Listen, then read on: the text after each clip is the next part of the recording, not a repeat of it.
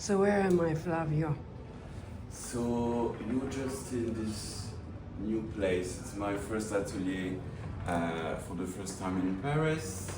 I've been always working from home, and I've taken this place with. Remember, I presented the exhibition at 3537 with Laurent, who was the right arm of Jean Paul. Of course. Yes, so we took together this place to be our studio and merge all our archives together. Fantastic. So this is becoming our sanctuary. That is great. And we've just moved in, so these things, this cannot be shown yet because it's going to be Okay. introduced. Tell me anything else I can't see. Sorry? Tell me whatever I can't see. Can Yeah, I yeah, see so the you- flowers behind me? No, this is Okay. special to be delivered soon. Okay. So yeah, we've decided. So I've been working for 15 years in the same small apartment. So this is a huge step, an exciting one. Also because I've been doing bigger and bigger and bigger pieces, as you've seen, like the porcelain shirt. I couldn't You want do to it. talk about it? The porcelain Absolutely, shirt? yeah, for Egon Lab. I couldn't do it anymore, like in 10 meters square. That's great. That piece was to celebrate the 15 years of my couture years anniversary, and so we've pushed the limit. It's the biggest piece to date I've ever done, even like bigger than for Dior, bigger than for Jean Paul. So yes, it has been quite a challenge. How many hours? It was an extraordinary... 320 hours, between 315 and 20, yeah. It has taken a lot of work, so it's a technique that I've initially developed for Kim, as you remember the porcelain colors. Mm-hmm. But Kim wanted more of a ceramic effect, more of a barbotine. And the boys wanted more reference to like Brittany ceramics. So it was more this porcelain glazed. So for Kim it was accessories, and for Egon became a full garment piece that I managed to achieve under 10 kilos, which was the challenge. It doesn't look like it. Everybody thought it was really heavy, but no, it's very light. The garment is inside. You can still see part of the process because this has been place that I've been preparing the glazing and polishing it. So all the magic happened here. I've cleaned the space a bit before you arrived, though. I was thinking the place is really clean. Yeah, because the shirt took all the space here. I had to build the oven to bake it, so it's a You very had to modular build space. the oven? Yeah, because you need to fire it. So it's not as fired as you don't go as high because you keep the fiber inside of the textile, but you do like thermic shock. So it's fusing inside layers by layers. It's really like a fossil, So you would do like small deposits on top of each other and high in temperature and cool it down. Like this, you get the thickness of it. Can we see those bells? Can we see what? Is that? This one, yeah, it's this weekend. I can show you for sure, definitely. So, because you might have seen, I've done a performance with this mask. So it's this mask with this one here for Caryatid magazine. I don't know if you were there. It was a whole performance that I was actually erecting pieces of a temple like a pyramid. And this whole relationship with belts I have because my grandfather in Morocco were shipkeepers, So they used to do what we call the transhumance. I don't know if you say it like this in English, but moving the ship from one place to another. So it all started with that sound. Morocco, I thought you were from Sicily. No, I'm from south of Spain, Andalusia, and they escaped Franco. they moved to Morocco, they mixed there with, so I have like a gypsy side, Barbarian side, and then they arrived to France. So I was made in Casablanca, but born in France, and that's where everything merged. So it actually really started from the sound, because Great.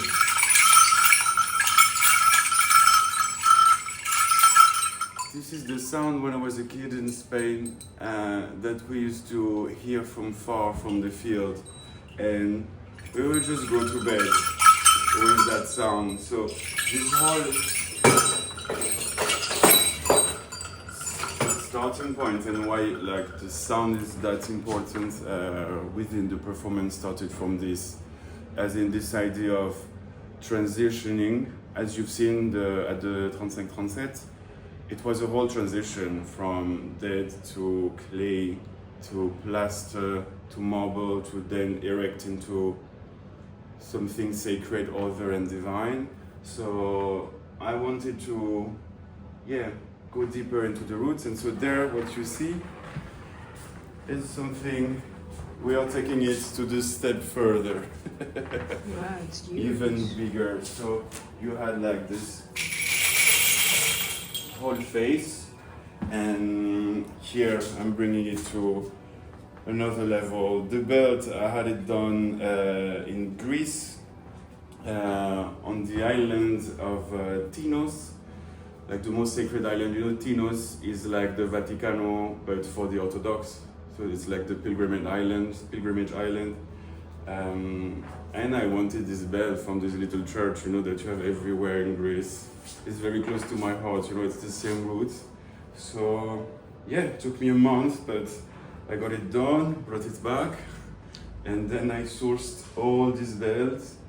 And I'm starting, as you see, I started to polish them to have like, because they are very, how you call it? Tarnished.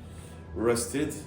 So I started to clean them. I have to finish it, and this is gonna be, I believe, something for performance soon that I want to propose. So And for people that don't know anything about you, can you start telling me a bit about how was Flavio as a little kid? How was I? I didn't feel home so much, you know, because I grew up between 3 different cultures. My family escaped generation after generation from war conflict to another, so I was more this kid, you know, on the side that was collecting bugs and building his own toys. We didn't have much money, but what we had is creating things with our hands. So this is the inheritance we got. So as a kid, I was this weirdo, you know, like the weird kid on the side. That was, I still have these boxes with everything I could find, you know, like dead bugs, stones that I would collect, and I would just build like imaginary worlds in my head. So I didn't have much toys, and then we had clay. I have this very deep connection to clay, as you know, within my work, that I would reproduce everything that I saw in clay. So that's how it all started. And then when I was 14, I did a taxidermy apprenticeship. So How was that? It's maintenance. I mean, so in the family, the tradition is by hand, you know, so they were cultivating the land, they were working the wood. My mom was a upholster. It did not, you know, she was refurbishing furniture. And I wanted to work with hair, you know, I wanted like fur. What I wanted is really fur. And my mom was like, listen, we come from the south and there is no tradition of fur. Fur comes from the north. So one morning she drove me to a taxidermist that I had no idea what it was. And I ended up facing a deer, like a stag deer, hanging by the feet, removing the skin and from then, once you move that, yeah, my mom is that, she's this tough love, you know, like, she brings you deep into the matter. So she was like, if you want to work with fur, then go to the essence, you know? Here is a dead animal, work from it. So how did that feel at first when you're peeling the skin off? Let's say that it's very impressive, because for me, and it's what I call the responsibility of the living. You know that, and when you face a deer with like the huge horns, you call it, no, it's not horns, antlers, there is something sacred about it. There is something bigger than you. So once you know, like you pass the step of removing the meat, then you're like, them. Now I'm responsible for the memory of these things that has been living. And so I always felt like in charge of a very sacred mission, you know, to bring life back to that thing. So yeah, it's hours and hours, taxidermy is hours and hours of resculpting the body.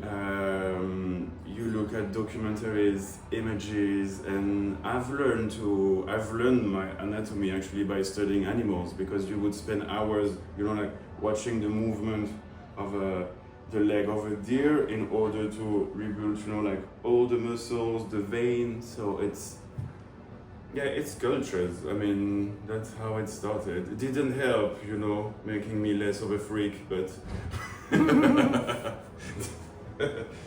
yeah, that's how it all started. And on the side, I did industrial design at the time, a degree in industrial design. I wanted to do object, and then the two merged somehow, you know. I wanted to sculpt, you know, having this proportion, this relationship to object. Also, I think because through all the travels, you know, like all the migration, not the travels, the migration from one country to another, we had so little left. I have one teapot from my grandma. I have like the incense burner. I have the one thing that she was preparing, like the, how you call it, la pastilla, you know, like the traditional food, and that's it. One was made of ceramic, the other two of metal, and the other one of wood. So always had, you know, like this very simple object with deep anchored meaning, you know. So yeah, I wanted to do objects that help people to remember who they are. That's how it started. You know, that keeps the memory alive. So then I went to Lacan. That's when we first met. As a textile design student, and been following also fashion design courses there, and I've met with Walter Lecomte, who was a furrier, and I started to transform my knowledge and craftsmanship of taxidermy into garments, into fur.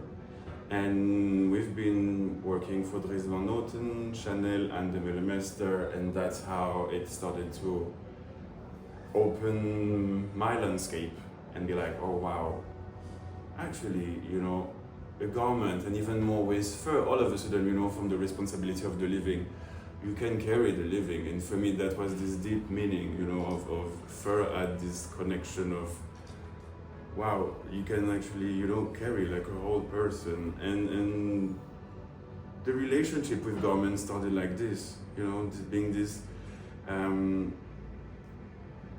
habitable, you know, like in objects. That's what I presented. Like the first year, I presented a collection of furniture, and I presented this nomadic, I call them habitacle, so structures that you can wear, like this traditional kepenek Turkish felt coats, and that you put it on the floor that you can live in.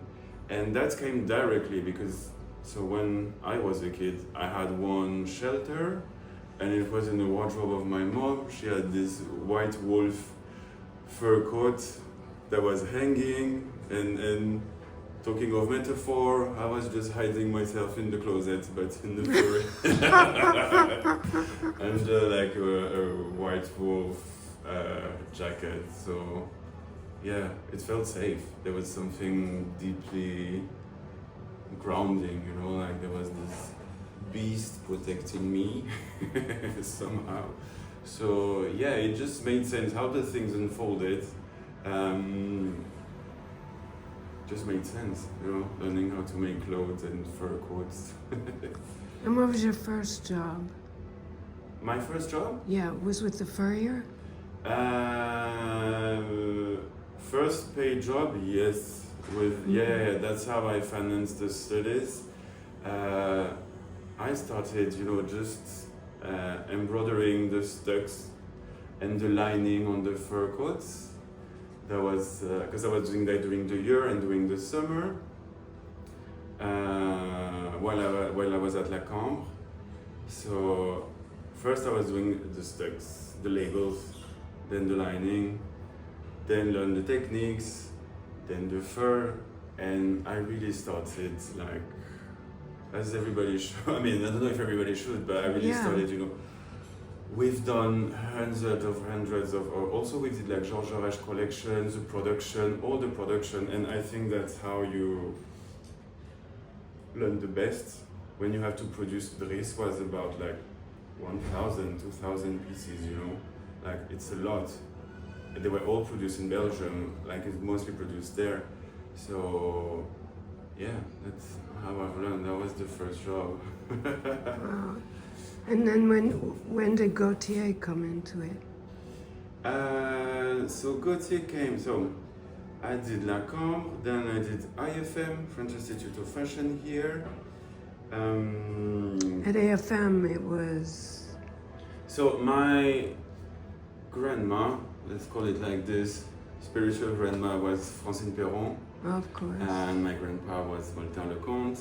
And she's the one, because I didn't really know after, like I was like, where should I go? And I still don't feel that I belong, and I'm in between installation, performance, clothes, and yet the thing that I'm interested into with fashion is very like unique, exceptional pieces that there is no so much future for it somehow. There are, at the time, it's 2012, and we were not talking about exceptional pieces like we are talking now. So she told me, Francine told me, go and do the whole contest. At the time it was like a proper 2-month step-by-step concours that you have to present and that you get eliminated. And so I ran through all of this. I got in. Was one of the only one, I mean I was the only one who got like the bourse at the time, because obviously this school was very expensive and I had zero money for it. So because of my application and the fact that I had worked before, that has been taken into account to grant me not a sponsorship, a bourse d'études. It's like a grant. Yeah, like a grant to do that. Kind of the pressure, because you know it has changed. It's not the IFM that we know now. At the time, it was very different. It was more select. It was only like 10 students. In fashion, we were 8. In accessory, there were like 7 or something. And if you're not validating like the first course over the 2 first months, you got eliminated, and it was like you were not sure to finish the year.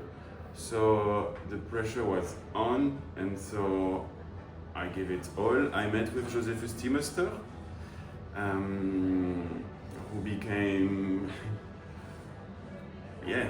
like a father to me. Like Josephus really drove me, and he's the one, because when we met, and I still have this recorded, because I recorded everything with Josephus, that he was like, record everything because you're going to keep it for the future. And so yeah, he said that, he was like, we are just multi, and we have to find a way, and he said, your garments are not garments. You're doing wonderful objects, but you don't know about the body yet. And I told him, like, the body I know comes from the animal. Like, I don't know the woman's body. So he taught me that. And I think that was one of the most precious learning. I mean, the lesson I got, because I did my collection, and with that collection I presented the LVMH prize, first edition, with Peter Do, in the students category, and yeah, won it. Peter went, we were three. Terrero went to Givenchy, Peter went to Celine, and I went to Dior with Raf. So that's how it propulsed me to the couture studio. I was there with Lucie Meyer, Serge Ruffieux, Nicolas Di Felice, like Miguel, that is now at Mugler, like all this time with also Viktor, who's now at Acne Studio. We were that kind of promotion with, like, in this moment that it's really moving, that because now we're seeing each other everywhere, and it's this very close family. We were there with Carol, with Peter, the right arm of Raf, who's now at Alaya. So yeah, we've done almost 2 years there, and at the time I didn't want to continue there. And I've met with Albert Elbaz, so I did 2 seasons with Albert Elbaz at Lanvin. A lot of dead people in this story. Not so many people. Joseph. Yeah. Albert. And then from there, yeah, I've met with Laurent, who introduced me to Jean Paul, and that's how the whole Jean Paul story started, and that we've been working together ever since. Yep. Which is great.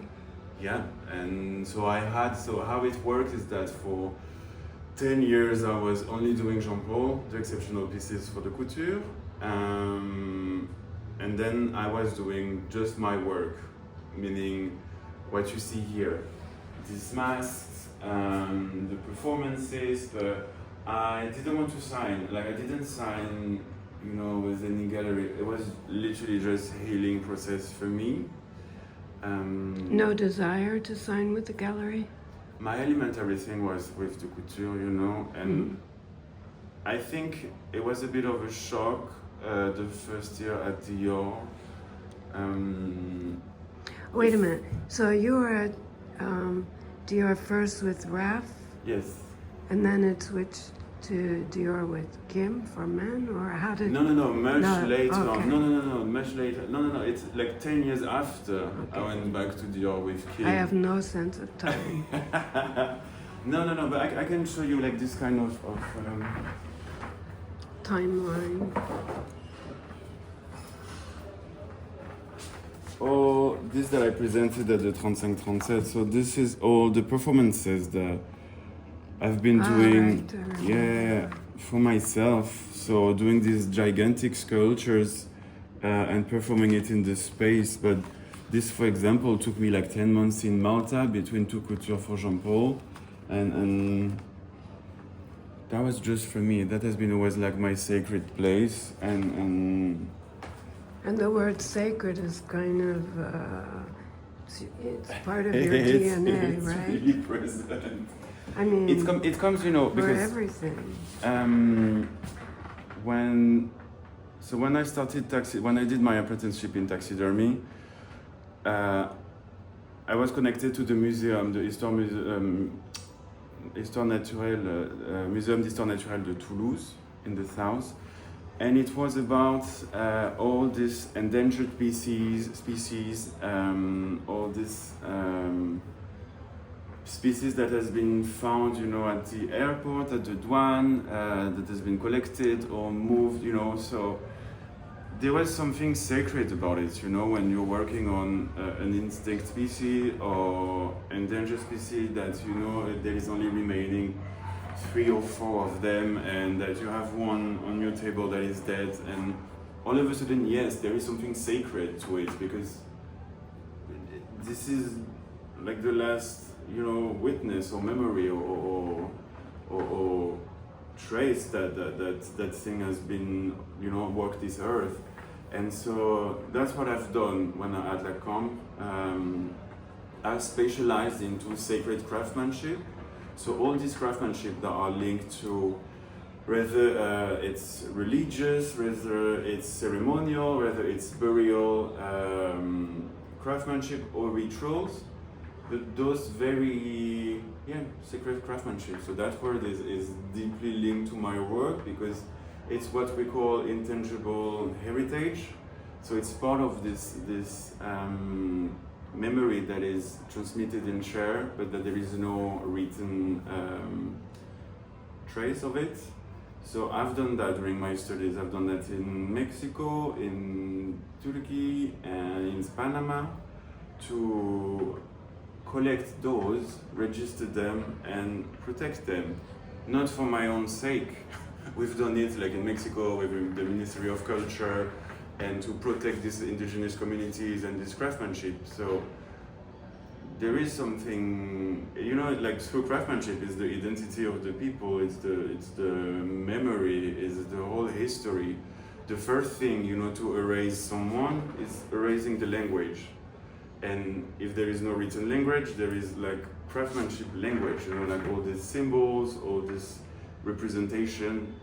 Erase that and you erase the memory, and that's how you can enslave an entire, that's what they've been doing, the conquistadores, and they've been erasing all the codex, they've been erasing most of the memory, and that's how, you colonize and you make people disappear. So also because of my own family story, moving from one place to another, and being rejected and hunted from one place to another, it became something somehow holy to protect all the memory, you know, like all the like craftsmanship memory and all these techniques. It became something, like a sacred mission. I call it like that. And how does tattoos, how do your tattoos play into that? So the tattoo started, I know, wait a second. I have something to show you.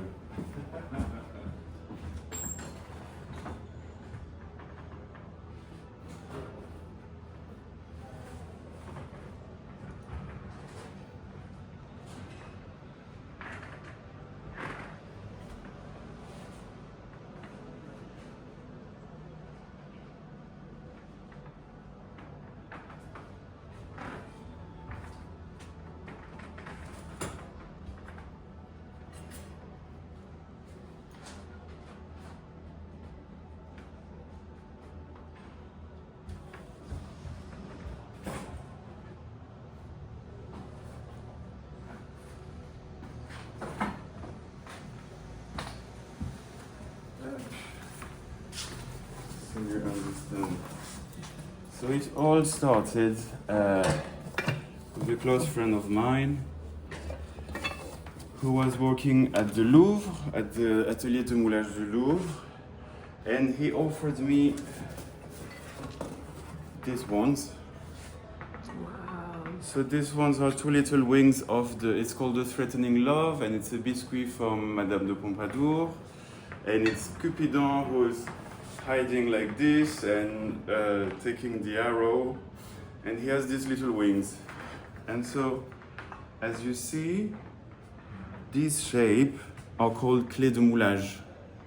And so, these are the first one that I tattooed here on my legs.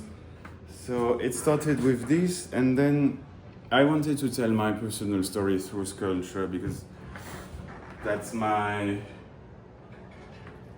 so like I speak through sculpture. I'm a sculptor. So I wanted to tell that story, but I didn't want to have like the, you know, like the patches and just the images of the sculpture. So thanks to that friend who was working at the Louvre, I've been able to take the measure, the scans of the sculptures, and I'm reporting all the measures from the sculpture. So what you see are only the measures. So this is the hand of the Moses from Michelangelo.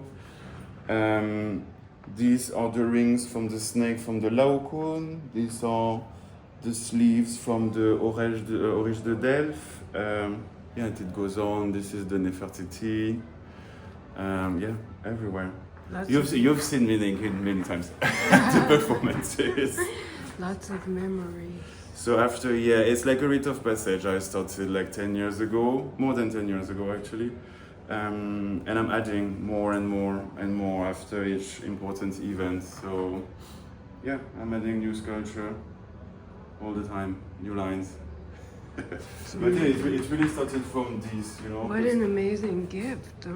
Yeah, I love them. Like they've been following me everywhere. So It's a the wings. treasure. And this is a very, so it's exactly this. I don't know if you can see the detail, if it's really, Yeah. you see like the representation of it. Tag and tag. It's great. Winged victory. You're familiar with the It's great.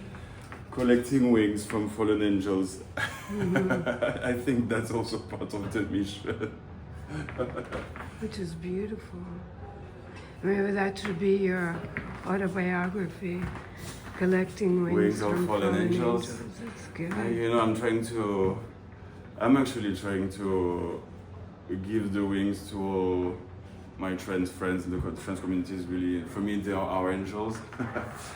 So, yeah, I think it's possible. You know, I think we have this opportunity of resculpting ourselves. I know this tattoo project is part of it. That's what I do through performances. You've seen me at the 35-37. I was 110 kilo just in muscle. In November I was 90. Now I'm 8. You know, I think we have that chance of always reshaping, and through matter, through gender, through different techniques. I metamorphose like I don't know how many times in that book. Do you have the book though? No. You don't have the book. I will offer you this one then. Yeah, as you can see, so this is the sculpture work. This is through I remember the pictures in through clay, you know. Yeah. Wow. The forehead. So it's You know, this Malta. is what I want. I mean, also for the humans around me. You know, the more facets you have, the more go explore. You know, don't just be one. You can be so many different versions of you. Those are the masks that you know.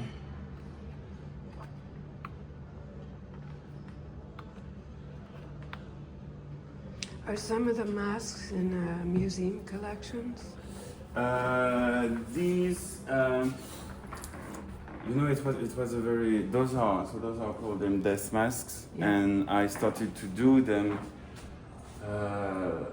I initiated that series after a loss, you know, of a close one, and then it became a ritual for me after each step.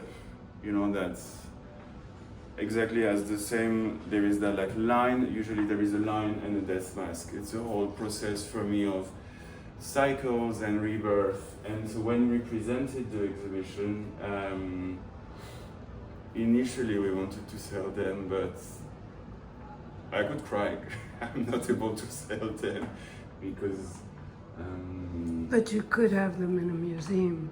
Yeah. I mean, for sure. Yeah, for sure. Just somehow I'm still attached to them. Like, Yeah. now you see them here, but and it took me like 3 months to bring them here, because I had them under my bed, you know, just under my mattress, and they are just many facets of me. So I don't know if it's like a squirrel, you know, like keeping the nuts. Or Can you explain this one? tell me. This one. This one here, Yeah. So this one is the death of the punk. So as you see under, you have the bandana, the hanky, white hanky. So you have a first burial, like the hanky code for the gays, you know, for the LGBTs. And then you have jet glass. So all the face like scarifications are made of jet glass, if you can see that. All of this. So like if the face was engraved, but healed into this jet glass. And it's all pierced, so those are upholstery needles. It's exactly the ones that... From your mother. Yeah. That's exactly Is that. your mother still alive? She is, yeah, she's in Spain. You see her much? We've been trying to reconnect, but... You disconnected for a while? We've disconnected for a while. She never accepted the fact that I was gay. Actually, I've been severely punished for it. Wow, you wouldn't think, you think she'd be more... No. I mean, when you know, I grew up in. Every time they moved from a country to another, they converted to a new religion. So I grew up with like evangelist in the evangelist church. Yet, like a typical Sunday morning, we would go to the church with my grandma. Then in the afternoon, she was a healer, so she would use the hands, host people at home, heal them, doing ritual. My grandma. Yeah. She would put herself, you know, she was speaking in tongues, so put herself into trances in order to communicate and have visions. And at night we had a wall with, she had made dolls, one dolls for each woman of the family that she kept the jewelry. So we had like the entire wall, you know, with the dolls representing each woman. And she would feed them at night, one by one. So I grew up with this mix of beliefs and religion, and call it, there was a bit of I don't know if it's Moroccan folklore, if it's a bit of Santeria, if it's a bit of, anyway, some kind of very, I wouldn't, magic, let's call it into this magic thing. And so, when to me it manifested my desire for men, it first presented itself as a gift. I was like, God, I have my magic power. I can see beauty like no one else. I can see beauty within a man and within a woman, you know? And I have this sacred mission of building a different kind of family, you know? Not the conform, like the conform family, but with a man and with different beings, you know, and that's how I felt, and that's how I always felt, that's how I embrace myself. I still think that this ability to desire something different than the norm is a superpower. This ability to create those sexualities, you know, with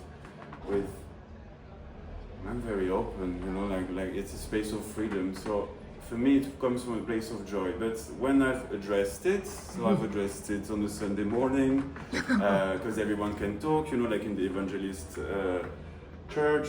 So it's like, the grandson of Remedios wants to talk. Hi. I think, and yeah, I was 11. I was 11 to 12, and I said, yeah, I think I received my mission from God, and I see beauty in a different way than the other, and my mission is to build a family with a man. Bam. And I got sent for 3 years in a reconversion camp. Because all of a sudden everything cracked, you know, everything that they've put in place, and with religion and social norms in order to integrate, because my grandma, well, like, first language was Arabic and Spanish. And so, you know, to integrate, you know, like they've erased, we grew up with the two languages, you know, Arabic and Spanish, and then all of a sudden now mom was like, no, we're going to be French, so we had to erase everything. So me entering that and... How old? 12 or something now? And so me saying that as I didn't even have the word, you know. I was like, it's just sense beauty in a different way. I wasn't like, hey, hi, I'm gay, you know, because we grew up in the like in such a clanic. I call it like a clanic bit cut from the world that there was no word. I just remember once my uncle saying, oh, it was a guy like at the boulangerie who was a bit effeminate. He was like, oh, he's very droll, you know. And for me, I was like, okay, he's a funny guy.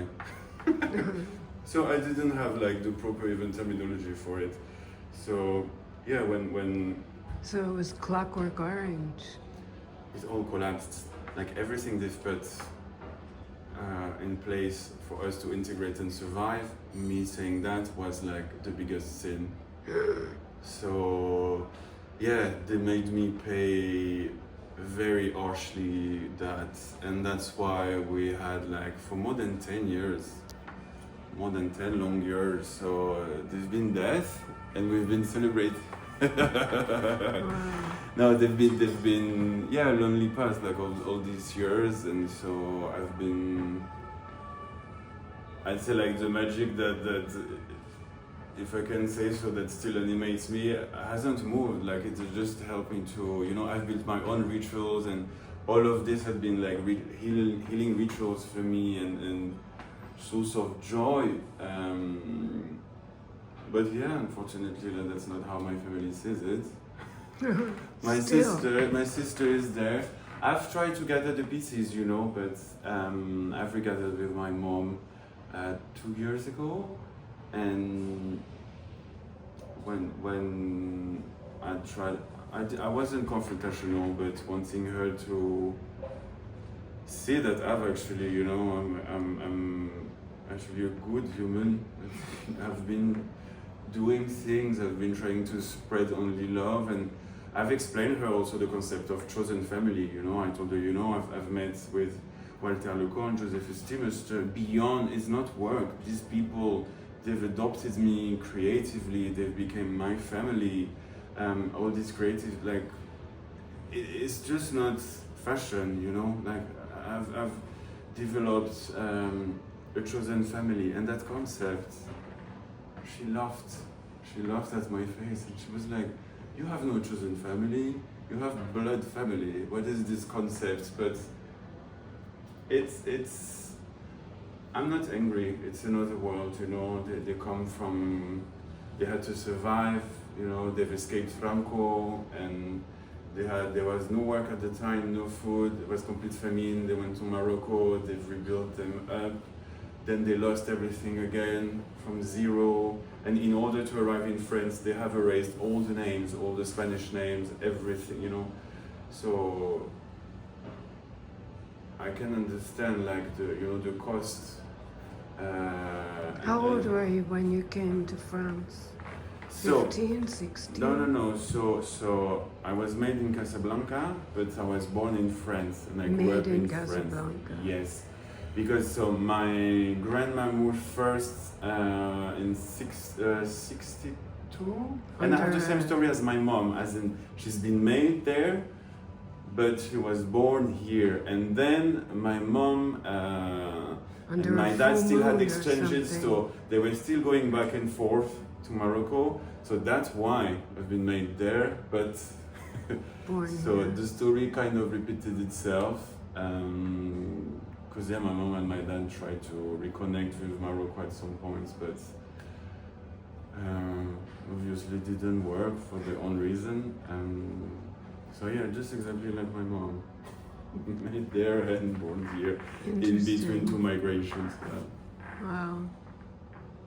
So yeah, to bounce back to your question, it has always been, how do you feel home when no one allows you, or you know, like, you're not Moroccan enough for Moroccan people, you're not Spanish enough for Spanish people, you're never white enough for white people, yet you're this kind of weird curiosity that, yeah, like, I've always been there, yeah, let's call Flavio, you know, like, he's gonna do like his crazy magic, and he's gonna be, you know, he has his own rituals, and he's So that's also why I've been digging into all this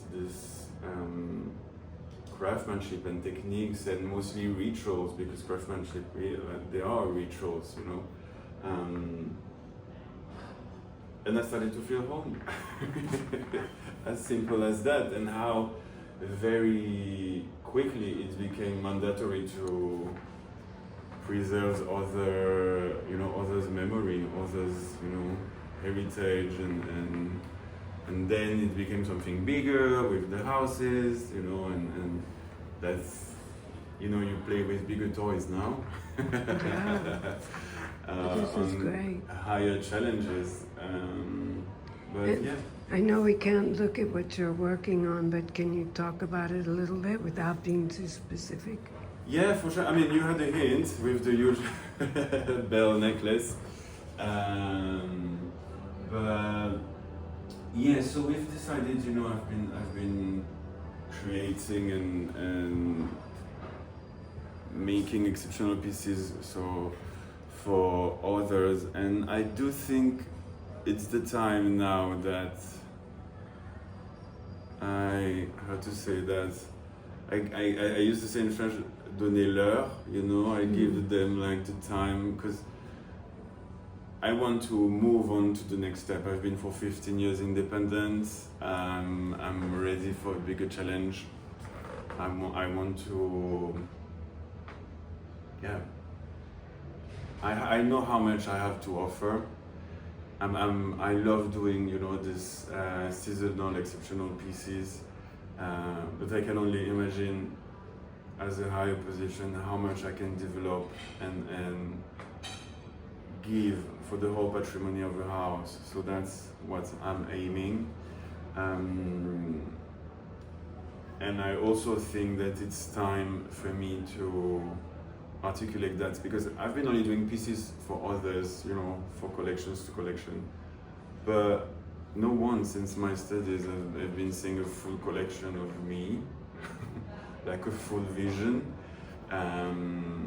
And the same, because we're going to present that with Laurent, we're working together like this on it, and he's been, like the right arm of Jean Paul. Everybody knows his work and the pieces he's done. So it's also for us, to be like, it's time to show the others, like, what we can do.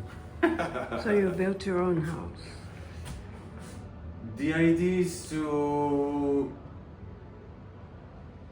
you see how I host you here, we want to keep it intimate, but we want more thing like, Lynn Vautrin, that she was doing this jewelry things, this little way, like, familiar way, but we want those clients, we want to continue that story, that intimate story with the couture clients, and it's mostly because people have been asking also, like, there's been more than, I don't know, even before COVID, even before the exhibition, be like, do something, we want to buy, and I was like, yeah, just go to this Dior store or Gaultier store, and so it also comes from this, I'm like, why?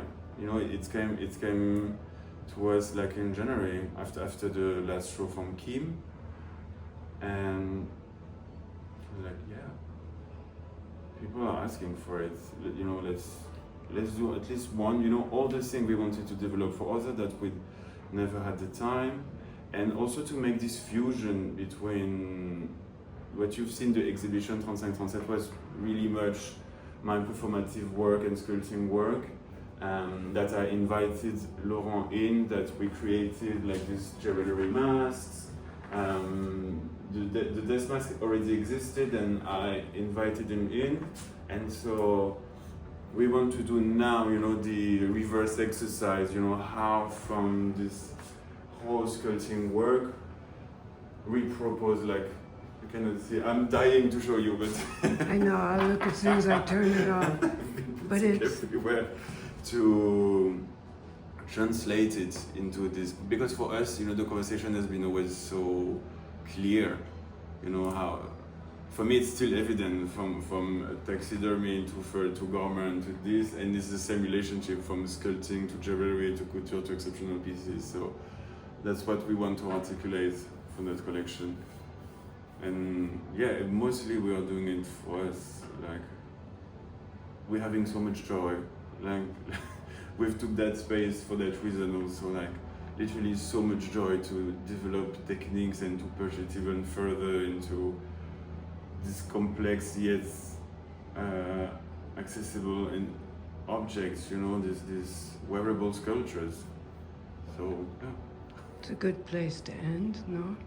it is.